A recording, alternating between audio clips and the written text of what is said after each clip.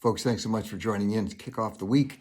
And it's been an amazing weekend. We're going to update on that. If you caught our usual Saturday podcast, then you're equipped for the week ahead. Some of those things that we said we thought would be happening are already unrolling. So stay tuned. Today we're going to look at some amazing things that are happening in the world around us. Everything from what about the world situation relative to Iran to some new foods that you're allowed to bring on aircraft flights. Now let's get right into it. Well, there's a problem that's developed. I don't think it's major, but we're going to watch this and keep an eye.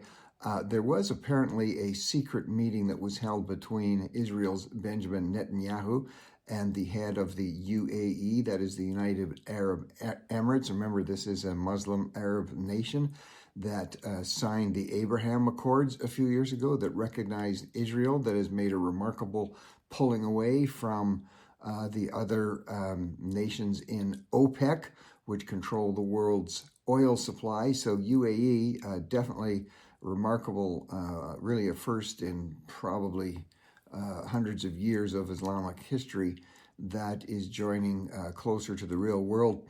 And apparently there was a secret meeting between Netanyahu and his leaders, and the problem with that was they wanted it, the UAE wanted it kept secret. They didn't want Netanyahu talking about it. Apparently he mentioned it, and that has made UAE very unhappy. So people are kind of scurrying right now to see if they can bridge that gap, say sorry, and continue on. It's interesting to note the so-called the hantavirus. This is this rat-based disease, as you know, that came from the ship, the MV Hondius. And there are some that seem to want to, it's of course important to report that if people have this, it's to, and there's another person now, a Canadian from that boat who is apparently has brought it back with them to Canada. Keep in mind, this is extremely rare. It's the people who are been affected. Some have died, few have recovered. It is not a huge cause of concern, other of course than the few that might get it. Some in media are trying to ramp that up a bit, but everything is clearly under control there. But we do keep an eye on it. Well, around the world, there's this interesting congruence of things that are happening relative to the Christian faith and people who use scriptures from the Bible, be it the Old Testament, the Jewish portion, or the New Testament.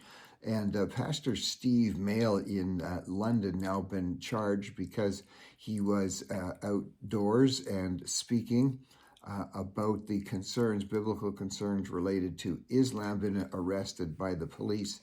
So that's London. Over in Ireland, you've seen the reports of a pastor there that was similarly arrested. He was charged with reading out scripture and charged with reading scripture in an area that was within a safe limit of an abortion clinic.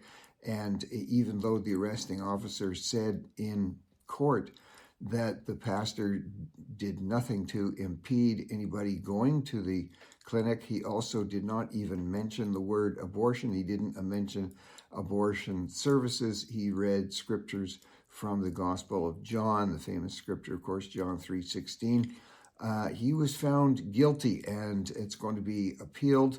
But these are remarkable situations that haven't happened in hundreds of years of Christianity being able to be spoken about out loud and in outdoor meetings or on the street. Canada's bill, famously Bill C9, which is a bill that was ostensibly put in place to combat hatred, is at the stage just about being passed through the Senate and becoming law. That will make it possible for almost any official or almost any individual to bring a complaint against anybody who is using certain scriptures. And in the committee stage of that bill, remember, I talked about this a while ago, here you had politicians reading out passages of scripture, sometimes quoting, referring to entire books of the Bible, saying they could be hate-based. So this is, these are not little things. This is a remarkable change of events and happening around the world, and we'll see if these are going to be turned back either in court or in the court of public opinion. In California, just over the weekend, because California has not followed, in some cases, the ruling of the Olympic Committee, which is saying no biological men allowed to compete against women or girls. And California, of course, being as far left as they possibly can on issues like this, they just had a situation where an individual, a biologically born male, competing against women at a women's track meet, competing against girls, won 3 events.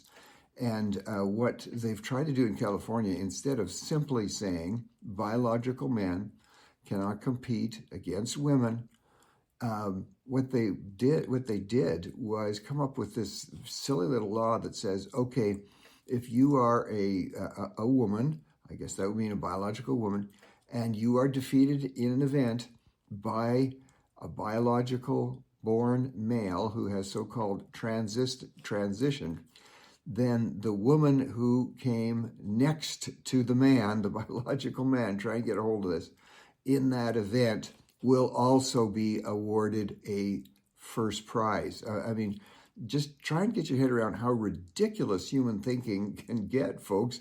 So picture this. Let's say there's what we would call a high jump. And of course, men are going to beat women any day of the week in that event. And so here you have young girls, young women who've trained their whole lives and dreamed of winning a medal one day. They get defeated. So let's say the guy wins it, the biological male transitioned, wins it. And of course, the girl then who comes second, who would have won if he hadn't been in it, she also automatically gets awarded first prize. And so there you had broadcast around the world this crazy photo of, there they are, you know how they stand on the podium. There's usually 3 people, where there's a conglomeration of people there now, because in each event that the biologically born male transitioned athlete is there, there's another winner also. So crazy things continue to happen in California. Probably explains just one of many reasons why people continue to leave that state. Well, an Iranian who was head of Hezbollah services and Hezbollah killing machine by the name of Mohammad al-Sadim has said that at least 2 of the attacks that took place, that have taken place in New York City against Jews and against the synagogue, at least 2 of those recent attacks were done actually by Hezbollah. And that, of course, Hezbollah is the terrorist ring that is financed by Iran.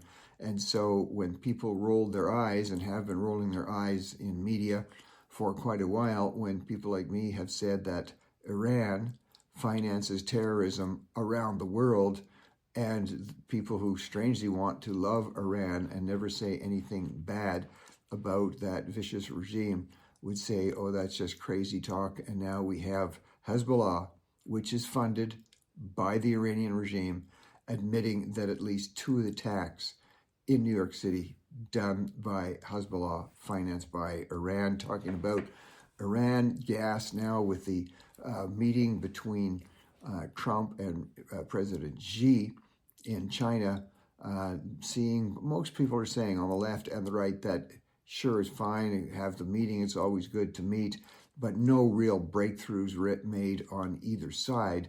That means uncertainty with the Iranian war.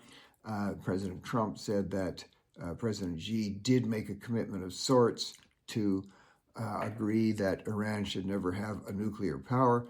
That was a step forward to a degree that should not be diminished. However, because there is still no huge joining of forces of China and the U.S. against Iran, gas has spiked up over $4 US a gallon. That's the highest since 2022. So that's been the highest in about 4 years. Beef continues to go up, but kind of an interesting, you've probably noticed, I don't know if you've seen it at the supermarket, but overall the average price of eggs has dropped considerably. This is because back about 4 years ago, when the mass slaughter of birds, mass slaughter of chickens was being ordered in a number of places around the United States and even in Canada, those flocks have now recovered and recovered safely. So you have, again, more and more supply. Whenever you have more supply, the price goes down. So a small little glimmer of joy for egg lovers there with the price going down. Let me know. Give me the comments. See if you notice that yet when you're going to the grocery store. Inflation, of course, continues. Inflation edging upward now because of partly because of the situation in Iran. But remember, this is your skill testing question, and make sure you've been listening and watching, and I know you have. The single greatest cause of inflation is governments spending borrowed money. That causes your dollar to devalue. There are other reasons. That's the single greatest reason. So remember, when you see your government announcing brand new spending and it's going to things, they're borrowing money to do that, inflation, the reduction of the value of your dollar will continue. Keep that in mind. Well, if you're flying in the U.S., I don't know if this is going to spread to Canada. As you know, there are certain foods you can take on a plane and certain foods that you cannot. The agency, the TSA, and the Transport Safety Agency in the United States has now ruled that, yes, you can bring a rotisserie chicken onto the plane with you and munch it there in your seat. So a lot of people were surprised at that, but a lot of people kind of happy airplane food being expensive as it is. Bring on the rotisserie chicken. And for those people who do not have the higher security status that comes with cards like the Nexus card or the TSA security clearance, now you too can keep your shoes on when you go through that security line. You could be like everybody else, the majority of people having to take off their shoes going through security. Now keep them on. That means, no more smelly socks going through the security areas. So rejoice in that. On the world of entertainment, Tom Brady has really sort of cracked the fashion world. He was appearing as a model for Gucci in Times Square in their huge annual event, wearing an entire black leather suit. We don't know if that's because the team that he partly owns, the Las Vegas Raiders, they had a terrible season in the NFL 2025. They're in a rebuilding phase, and Tom had a little bit of time on his hands because football season is over, and there he was on the runway and looking not bad, rocking that black leather suit. Well, the New York Times is still, I talked about this last week. They ran one of the most outrageous stories in history that they've ever run against Jews. It can't be any more anti-Semitic than this. And even other people on the left are criticizing story. I mean, it's so grotesque. I don't even like to talk about it, but it even involves the notion that the Israeli IDF, the army, trains dogs to rape Palestinians. One of the most disgusting lies that you're ever going to see, along with the many lies that have always been perpetrated about the Jewish people.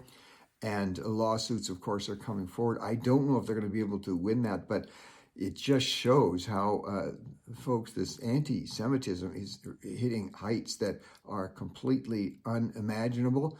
We'll see what happens as that continues to roll out. After October 7th, also, it's been pointed out with some of the news that is criticizing New York Times, people are being reminded, this is in mainstream media, about how the New York Times was a leader in simply taking news reports from Hamas and publishing them without fact checking. So without facts, New York Times just simply reporting whatever Hamas said. You'll remember after October 7th, you probably remember the Al-Ahli hospital in Gaza. It was quoted that the Israeli forces hit it with missiles and that 500 people were killed.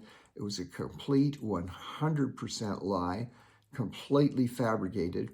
New York Times published the story, And many months later, there was some reference, a small reference to the fact that it was a complete lie. But this is why it's so important, folks, that we listen carefully, fact check, make sure whichever side is being talked about, some of the news we're getting, you continue.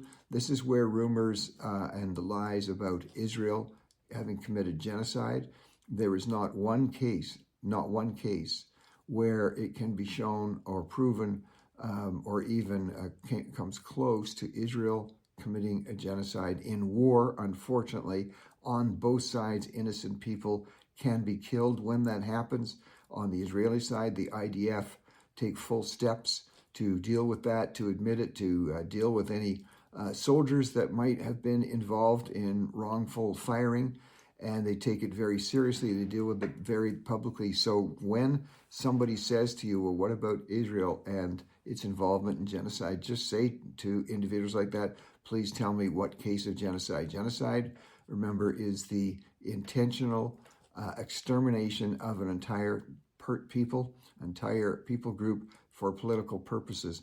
And ironically, only Hamas in their charter, their written charter, can be said to be pursuing genocide, because they say in writing clearly, they want to kill all Jews everywhere, all the time, and they want to annihilate all of Israel. That is genocidal. There is no case of Israel being involved in genocide. So when that comes up, just ask the person to cite it for you. Well, we'll see what continues to happen with the New York Times.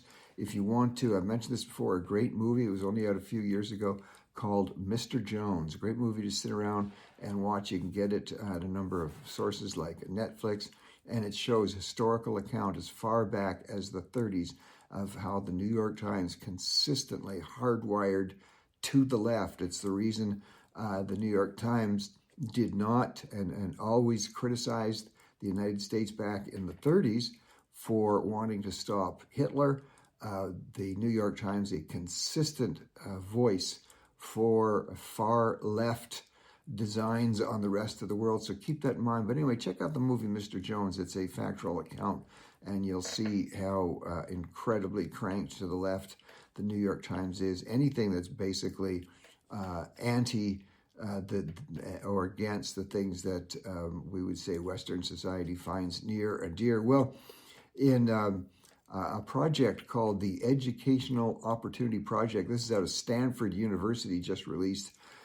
Over 10 years, they did a 10-year study to show the reading abilities of high school students measured over a 10-year.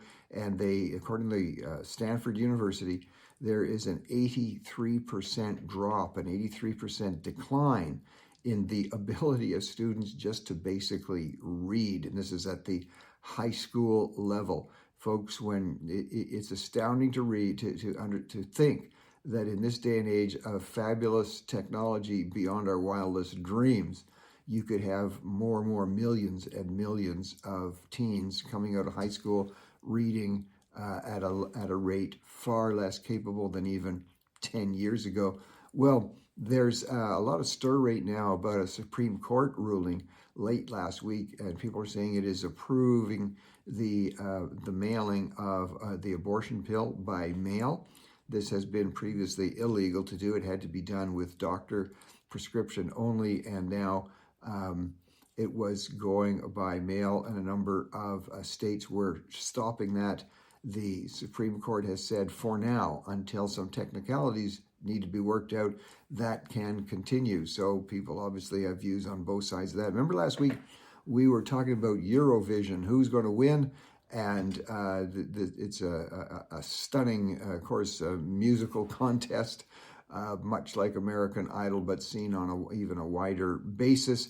And it was a singer from Bulgaria in a final with musicians from Israel. So Dara Bangaranga is the name. Dara is the name of the singer, and Bangaranga, if you want to check that out on YouTube, I haven't yet. The winning song, And Israel did make it to the finals despite protest groups ridiculously outside of the event saying there's something wrong, Jews should not be allowed to sing. Anyway, China is really upset with Canada right now and with a particular member of parliament from Canada, Michael Chong, because he is paying a visit to Taiwan. And whenever certainly Canadian parliamentarians do such a thing, even before you go, you get calls from the Chinese embassy. I've had this happen when I was a member of parliament and one of the trips I made to Taiwan.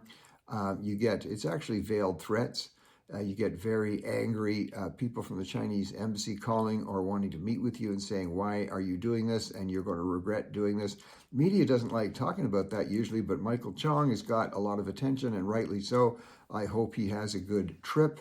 And China needs to realize that Taiwan as an entity can and is allowed to have people visit them as Taiwan actually continues to supply the world with the very necessary chips involved in AI. So interesting what's going on there. Also on the Canadian front, you may not have heard the name Shea Gilgeous-Alexander, but he is a player for in the NBA for Oklahoma City, and I was down in Oklahoma City just last week. He has won the MVP now for the second year in a row, 2 years, back-to-back, a Canadian winning the MVP in the NBA. That's kind of exciting news there.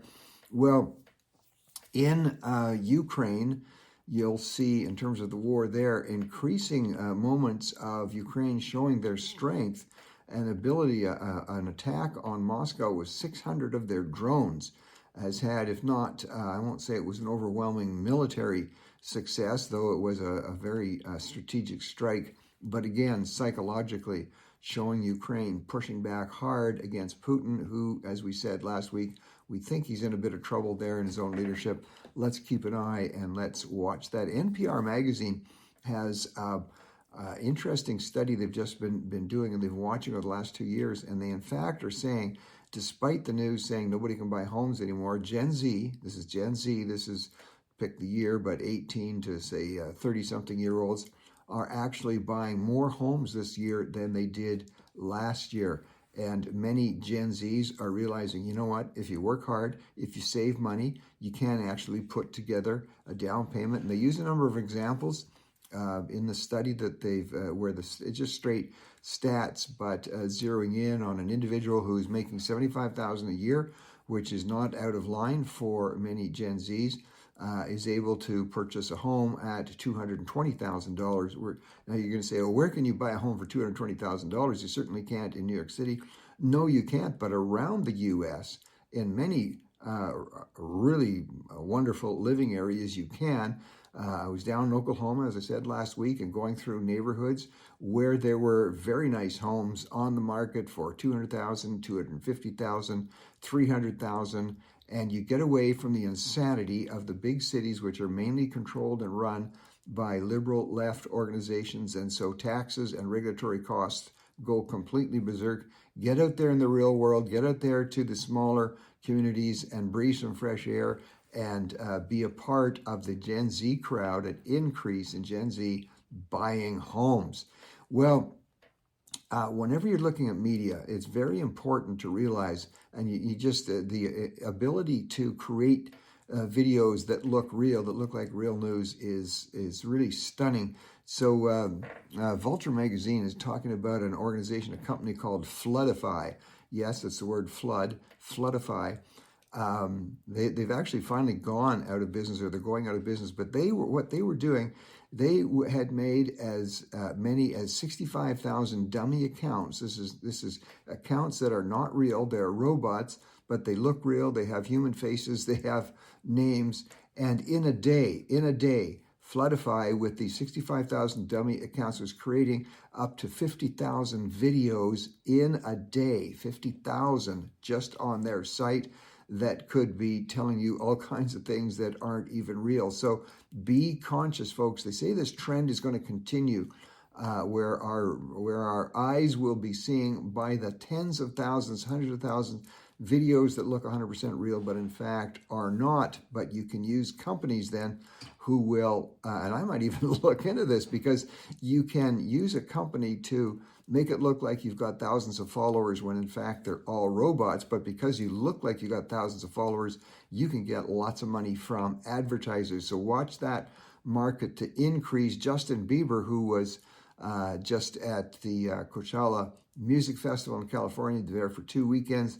Now, Justin Bieber already has 287 million followers worldwide, 287 million views worldwide, but he even hired a company like this to crank out even more. And in this case, these were robot fake accounts. So it's not just people like you or me who want to be more widely seen, even the likes of Justin Bieber tapping into that. And closing out, if you watched over the weekend, a pretty amazing scene, Washington, D.C., on what they call the Mall. That's that beautiful strip of ground between the amazing monuments of Abraham Lincoln at one end. You've got Jefferson's down at the other. And the rededication ceremony, where you had ministers and politicians from across the United States rededicating themselves and rededicating the nation of the United States, which was founded on solid biblical principles. Doing that over the weekend, President Trump was there by screen, obviously for security reasons, the virtual impossibility of protecting the President of the United States standing on a stage in the mall in the wide open air. But many politicians of note were there, many actors and people in the entertainment world and the business world. So quite a scene there as people and thousands of people, and yet no fights, no screaming, no shouting, no buildings attacked, no cars being lit on fire, no property destroyed. An amazing thing. We wish all the best to that rededication of our friends in the U.S., folks. Give some thought to that as you go through your day, and look forward to talking to you tomorrow.